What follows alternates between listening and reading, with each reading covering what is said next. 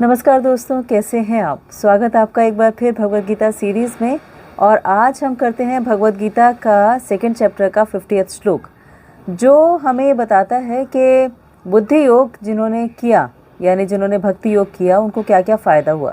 क्योंकि अभी तक जो 10 श्लोक हमने पढ़े थे उसमें ये था कि बुद्धि योग होता क्या है या भक्ति योग कहते किसे हैं, लेकिन इसका बेनिफिट क्या है या इसका फ़ायदा क्या है या किन लोगों को फ़ायदा मिला, ये सारी बातें अब अगले 10 श्लोक में भगवान बताते हैं अर्जुन को। ये बताते हैं, प्लस ये बताते हैं कि आर्ट ऑफ वर्किंग क्या है, यानी काम किस तरह से करना चाहिए। क्योंकि काम तो हम सभी करते हैं, लेकिन कैसे वो काम सही तरीके से होना चाहिए। जैसे आर्ट ऑफ लिविंग है, आर्ट ऑफ डाइंग है, ऐसे आर्ट ऑफ वर्किंग भी है। तो आर्ट ऑफ वर्किंग क्या है, जो वर्ड यहाँ पर आता है, इस श्लोक में आता है कौशलम, उसके बारे में हम बात करेंगे। तो पहले श्लोक पढ़ लेते हैं और फिर आगे बात करेंगे। तो श्लोक है सेकेंड चैप्टर 50th श्लोक। श्लोक कहता है, बुद्धि युक्ता जहातिहा उभे सुकृत दुष्कृते तस्माद्योगाय युजस्व योगः कर्मसु कौशलम। तो इसका अर्थ है बुद्धि युक्ता है, यानी भक्ति में रखे रहने वाला। बुद्धि युक्ता मतलब जो बुद्धि योग को फॉलो कर रहा है, तो वो बुद्धि युक्ता हो गया। जहाती मुक्त हो सकता है, यह इस जीवन में उभे दोनों सुकृत दुष्कृत, अच्छे और बुरे फल से। तो जो व्यक्ति बुद्धि योग में लगा हुआ है वो अच्छे और बुरे दोनों फलों से मुक्त हो सकता है इसी जीवन में, ये बताया है।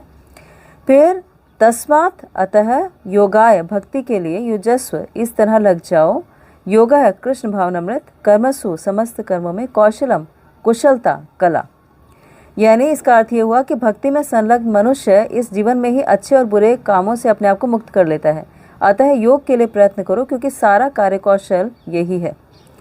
तो इसके तात्पर्य में बताया गया है कि जीवात्मा अनादिकाल से अपने अच्छे और बुरे कर्मों के फलों को संचित करता रहा है, फलतः वह निरंतर अपने स्वरूप से अनभिज्ञ बना रहा है, और इस अज्ञान को भगवद गीता के उपदेश के द्वारा दूर किया जा सकता है। तो कर्म फल से छूटने की क्या प्रक्रिया है ये बताया है। अच्छा, कर्म फल से छूटना ज़रूरी क्यों है? पहले तो ये इम्पॉर्टेंट है कि जो इसमें बताया गया है कि बुद्धि युक्त भक्ति में लगा हुआ व्यक्ति मुक्त हो जाता है जीवन के सुकृत और दुष्कृत, यानी अच्छे और बुरे फलों से। तो क्यों ज़रूरी है अच्छे और बुरे फलों से छूटना? पहला क्वेश्चन ये। तो ये इसलिए ज़रूरी है क्योंकि देखिए, अच्छे और बुरे कर्म जो हैं उन्हें भोगना पड़ेगा। कि आप पाप करेंगे तो उसकी पनिशमेंट मिलेगी, आप पुण्य करेंगे तो उसका रिवॉर्ड मिलेगा। अब रिवॉर्ड और पनिशमेंट लेने के लिए आपको बॉडी तो लेनी पड़ेगी, यानी एक शरीर चाहिए। उस शरीर में आप आएंगे तो आप अच्छे फल भोगेंगे या बुरे फल भोगेंगे ना। लेकिन हम जो बात कर रहे हैं भगवद गीता में कि इसका पर्पज़ ये है कि हम जन्म और मृत्यु के चक्र से निकल जाएं बाहर, न जन्म हो न मृत्यु हो, न बार बार शरीर लेना पड़े। तो अगर बाहर निकलना है तो इन दोनों को नील करना पड़ेगा, यानी ना अच्छे कर्म हो ना बुरे कर्म हो, तो दोनों को नील करना ज़रूरी है। और यही श्लोक कहता है कि सुकृत और दुष्कृत, यानी अच्छे और बुरे फल दोनों से बाहर निकलना ज़रूरी है। और वो कौन निकले हैं? बुद्धि युक्त यानी जो भक्ति में लगे हुए लोग हैं वो इससे बाहर निकल सकते हैं, मुक्त हो जाते हैं इसी जीवन में। इसीलिए तुम इस कार्य कुशलता को समझो, यानी ये आर्ट ऑफ वर्किंग तुम समझ जाओ। तो ये इसमें बताया गया है। तो ये जो सिचुएशन है कि हम इससे बाहर निकल जाएं, विन विन सिचुएशन इसे कह सकते हैं, क्योंकि हम बाहर निकलेंगे तो हम एक ऐसी जगह पर चले जाएंगे जहाँ पर जन्म और मृत्यु नहीं होगी।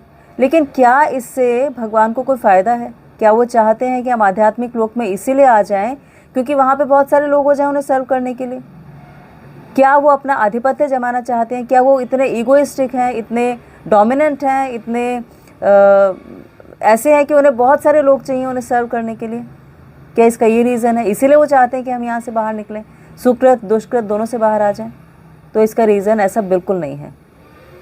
इसका रीज़न ये है कि हम जब तक जन्म और मृत्यु में आते जाते रहेंगे तो हमें दो चीज़ें और भोगनी पड़ेंगी, वो है जरा और व्याधि। जरा और व्याधि का मतलब हो गया बुढ़ापा आएगा, बीमारियाँ आएंगी। तो ये चारों ही चीज़ें हमें दुख देती हैं। हमारी लाइफ की जो एक्चुअल प्रॉब्लम्स हैं वो 7 तरीके की हैं, ये हमने पहले भी डिस्कस किया था। 7 तरीके में से 4 तो यही हो गया कि बार बार जन्म होगा, बार बार मृत्यु होगी, बार बार बूढ़े होंगे, बार बार बीमार होंगे। और इसके अलावा 3 और चीज़ें हैं जो हमें दुख देती हैं, वो है आदि दैविक क्लेश, आदि भौतिक क्लेश और आध्यात्मिक क्लेश।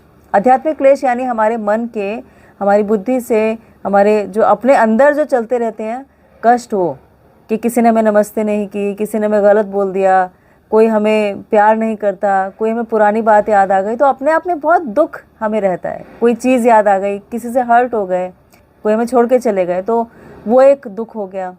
तो ऐसे अलग अलग तरह के दुख हमें होते हैं जिन्हें आध्यात्मिक दुख कहते हैं। और होते हैं आदि भौतिक दुख। आदि भौतिक दुख मतलब जो हमारे आसपास के लोग या आसपास की सराउंडिंग से हमें दुख मिलते हैं। जैसे मान लीजिए पड़ोसी ख़राब है, हमारा बॉस अच्छा नहीं है, या फिर एक मच्छर भी काट जाता है, तो ये भी एक दुख है, ये भी एक भौतिक दुख है।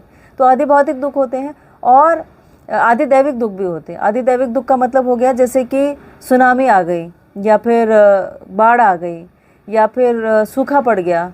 तो जो नेचुरल कैलेमिटीज़ होती है ना, जो प्रकृति हमें दुख देती है, वो सारे के सारे दुख। तो ये सारे दुख जो हैं, जब तक हम यहाँ इस शरीर में हैं, ये दुख हमें आते रहेंगे।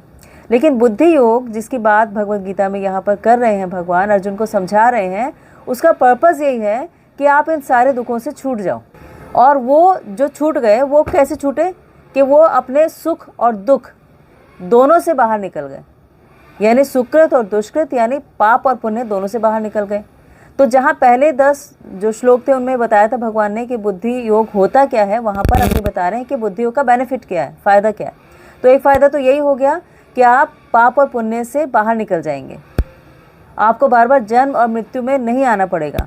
और जो ये लोग कर चुके हैं वो कौन है, बुद्धि युक्तो, वो भक्ति में लगे हुए व्यक्ति हैं जिन्होंने ऐसा किया। तो अर्जुन को भगवान ही प्रेरित कर रहे हैं कि तुम भी ऐसे ही हो जाओ, कि तुम्हें भी बार बार दुख और सुख भोगने के लिए शरीर ना लेना पड़े, ऐसे हो जाओ। अब एक्चुअली हम भी यही चाहते हैं ना कि हम भी ऐसा ही एक जगह पहुंच जाएं जहां पर हमें भी सुख और दुख ना हो, और हम हमेशा खुश रहें, हमारी खुशी के बीच में कोई इंटरप्शन ना आए, कोई रुकावट ना आए, ऐसा हम चाहते हैं। लेकिन प्रॉब्लम यह है कि हम चाहते तो सही चीज़ है, लेकिन उसका जो तरीका ढूंढ रहे हैं वो गलत ढूंढ रहे हैं। तरीका हम ढूंढ रहे हैं कि हम यहाँ पर रहेंगे और यहीं पे हम कोई ना कोई प्रॉब्लम का सोल्यूशन निकालते जाएंगे, लेकिन सोल्यूशन तो मिलता नहीं है। तो सही चीज़ को सही जगह पे ढूंढने के लिए भगवान हमें प्रेरित करें कि ठीक है, तुम्हें हैप्पीनेस चाहिए वो ठीक है, तुम्हें खुशी चाहिए, खुश रहना है ये ठीक है, लेकिन खुश रहने का तरीका और जगह दोनों गलत हैं। यहाँ तुम खुश रह ही नहीं सकते क्योंकि ये दुखालयम अशाश्वतम है, यहाँ पे दुख ही मिलेंगे। जैसे हिमालय में हिम मिलती है यानी बर्फ़ मिलती है, अनाथालय में अनाथ बच्चे होते हैं, पुस्तकालय में पुस्तकें मिलती हैं, तो उसमें दुखालयम अगर पृथ्वी को कहा गया है तो यहाँ दुख ही दुख मिलेंगे। आप कितनी भी कोशिश कर लें, कोई ना कोई दुख आपको परेशान करेगा ही करेगा। आप मल्टी मिलियनर हो जाएंगे तो भी दुखी हैं, आपके पास सारी सुविधाएं हैं तो किसी के पास पैसे की कमी है, किसी के पास पैसा है तो अपनत्व की कमी है, किसी के पास अपनत्व है तो फिर और बहुत कोई किसी चीज़ की कमी हो सकती है ना। तो कोई ना कोई कमी हमारे जीवन में रहती ही रहती है। इसलिए हम ये नहीं कह सकते कि हम यहाँ रहेंगे तो सुखी रहेंगे। और कोई पूरी तरह सुखी है, मान लो ये कहे कि मैं पूरी तरह सुखी हूँ, मुझे कोई दुख नहीं है, तो फिर अशाश्वतम भी है। अशाश्वतम मतलब यहाँ से छोड़ के जाना ही पड़ेगा, इस बॉडी को छोड़ के, इस जगह को छोड़ के आपको जाना ही पड़ेगा, तो अशाश्वतम भी है। इसलिए यहाँ कोई स्कोप नहीं है कि आप सुखी रह सकें। इसीलिए भगवान ये कहते हैं कि मैं तुम्हें समझाता हूँ आर्ट ऑफ वर्किंग क्या है, यानी काम कैसे करना चाहिए। तो वो काम करने का तरीका है बुद्धि योग। बुद्धि योग मतलब कि आप जो भी कर रहे हैं, अभी तक तो आपने बहुत कुछ संचित किया, अच्छे और बुरे कर्म संचित किए, उन्हीं की वजह से आपकी बॉडी ऐसी है, आपको यहाँ बर्थ मिला, आपके माता पिता चूज़ किए गए, आपका फाइनेंशियल पोजीशन चूज़ की गई, आपकी आर्थिक स्थिति, आपकी मानसिक स्थिति, आपकी पढ़ाई लिखाई, सब कुछ चूज़ किया गया आपके प्रारब्ध के हिसाब से, यानी आपके अच्छे और बुरे कर्मों के हिसाब से। लेकिन आगे इसके आपको ऐसा ना भोगना पड़े तो आप यहाँ तो नील कर दो, पुराने तो नील करने, लेकिन आगे भी तो मत करो ना ऐसा कुछ भी जिससे कि आपको पाप और पुण्य फिर से भोगने पड़े। तो वो बुद्धि योग है, वो भक्ति योग है कि आप जो कुछ कर रहे हो वो ऑफर कर देते हो कि मेरा इसमें से कुछ भी नहीं है, आपने मुझे इंस्ट्रूमेंट बनाया, आपने मुझे करने के लिए कहा, आपका ही काम था, आप ही करता है और आप ही रिजल्ट हैं, आप ही फल हैं, तो मेरा कुछ नहीं है। तो इस तरह से मैं बिल्कुल मुक्त हो सकता हूँ अपने अच्छे और बुरे कर्मों के फल से, अच्छे और बुरे कर्मों से उन्हें संचित करने से। तो ये बुद्धि योग है। और बुद्धि युक्ता मतलब जिन्होंने ये बुद्धि योग अपनाया, जिन्होंने ऐसा किया और करने से उन्हें बेनिफिट हुआ, तो यहाँ पर ये भगवान बता रहे हैं। तो आर्ट ऑफ वर्किंग का मतलब हो गया, पहला तो ये समझना कि जो आप कर रहे हैं वो कैसे कर रहे हैं, क्या कर रहे हैं, और दूसरा ये कि किसके लिए कर रहे हैं, why are you doing this. तो दोनों चीज़ों को समझ लेना आर्ट ऑफ वर्किंग है। और वो आर्ट ऑफ वर्किंग समझ जाने से हमारे एक्शन सेम रहते हैं लेकिन उनके रिजल्ट डिफरेंट हो जाते हैं। जैसे कि एक्शन सेम था अर्जुन और दुर्योधन का कि दोनों युद्ध करने के लिए आए थे, दोनों लोगों को मारने वाले थे, दोनों इतना नरसंहार करते, लेकिन दुर्योधन क्यों कर रहे थे? क्योंकि उनका जो एक्शन था उसके पीछे इंटेंशन था कि उन्हें अपने आप को और अपनी सेंस ग्रेटिफिकेशन के लिए काम करना है, यानी अपने आप को सुख देने के लिए काम करना है। लेकिन अर्जुन का सेम एक्शन यानी युद्ध करना जो था उसका रिजल्ट ये था कि वो भगवान की प्रसन्नता के लिए करें, वो सोसाइटी के लिए करें, वो एक अच्छे एडमिनिस्ट्रेशन के लिए करें, वो समाज को कुछ भला करने के लिए करें, तो उनका अपना फ़ायदा नहीं है।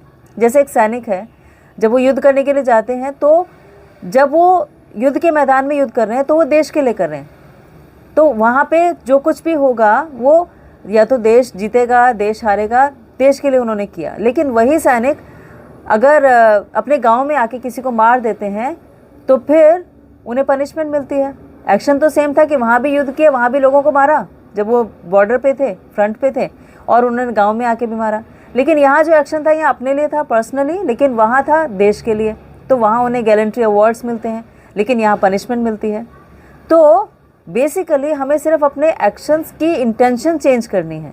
एक्शन सेम रहेंगे हमारी लाइफ के, पर इंटेंशन चेंज होने से उनके रिजल्ट चेंज हो जाएंगे, तो वो बुद्धि योग है। और यही यहाँ पर भगवान बताते हैं अर्जुन को कि कैसे करना चाहिए। अगले श्लोक में ये बताएंगे कि जिन्होंने बुद्धि योग किया उन्हें क्या मिला और क्या बेनिफिट्स और हैं, क्या उसके फ़ायदे और हैं, ये अगले श्लोक में भगवान बताएंगे। आप आज जो ये श्लोक है इसे अच्छी तरह से पढ़िएगा, समझिएगा और फिर इसके बारे में आगे बात करेंगे।